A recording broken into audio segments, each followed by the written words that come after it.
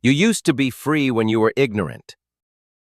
Now you know everything about yourself, your attachment style, your trauma blueprint, your Enneagram, your love language, your zodiac sign, if you're still that lost.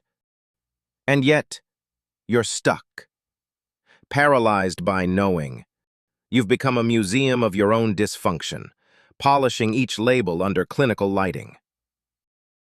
You made being aware your identity, as if knowing you're broken somehow repairs the cracks. No, it just makes you aware of how loud the ticking is. Modern psychology told you that introspection is growth. They forgot to mention it's also a mirror maze. You'll chase childhood shadows, blame your father's tone, your mother's moods, your ex's attachment disorder, while the only constant in all of it is you. Seneca once wrote, "No man was ever wise by chance, but neither was he wise by over-analysis." The Stoics practiced reflection, yes, but not obsession.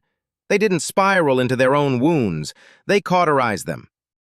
Because sometimes self-awareness is just cowardice, dressed up as enlightenment. You go to therapy. You say, "I need to find myself," as if you're some spiritual fugitive hiding behind your pancreas. But the truth is, you've already found yourself.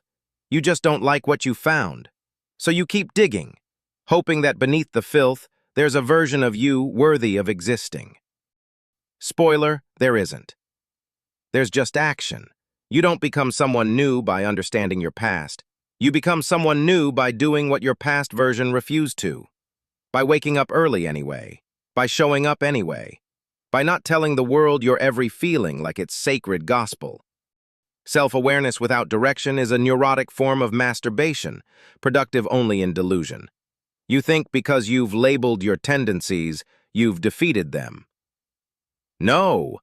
Labeling your demons just makes them official residents. They'll even hang up your diploma in their lair. The Stoics didn't aim for awareness, they aimed for virtue. And virtue doesn't care how traumatized you are, only how disciplined you can become in spite of it. Modern man is drowning in mirrors. He sees himself from every angle, surrounded by reflections, paralyzed by perception, desperate to be seen, terrified to be judged.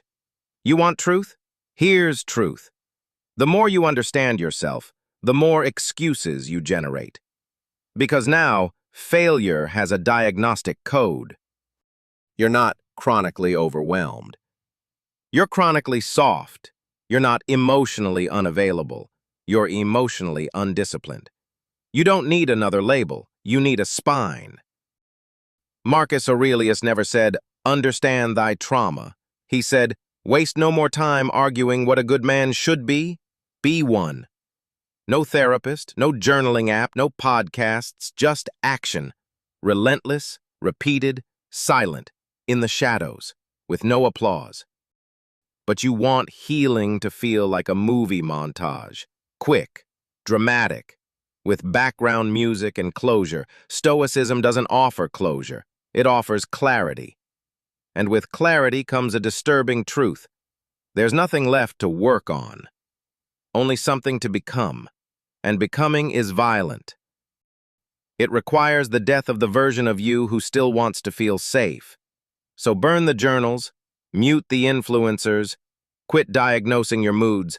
Instead, make promises to yourself and punish yourself when you break them. Not because you hate yourself, but because you respect the version of you trying to emerge. You don't need more self-awareness. You need less indulgence, less whining, less navel-gazing, more doing, more shutting the hell up and executing. You are not your patterns. You are your patterns interrupted. This is the prison of the modern mind, a perfectly cataloged identity that never becomes anything. Break the glass. Be dumb enough to take action. Be brutal enough to stay consistent. Be stoic enough to walk out of your own head and into your real life. Subscribe, or don't. Just don't confuse self-awareness with self-respect.